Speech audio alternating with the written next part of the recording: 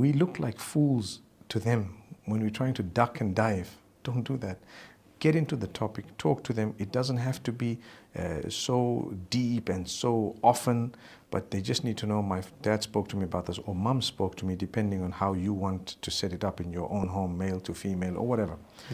And for as long as they know, when they have an issue, you are the first go-to. Many parents, the children are so frightened of them, even in the modern world, even in the Western countries, that when they have an issue, the parent is the last person they would go to. They tell us, please don't mention this.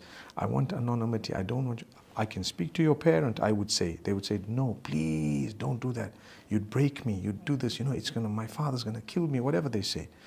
So I wonder that, Allah's going to ask you, كُلُّكُمْ رَاعٍ كُلُّكُمْ مَسْئُولٌ عَنْ رَعِيَّتِهِ. You're all shepherds, you're all responsible for your flock. Here's your flock running away from you, scared of you, frightened of you.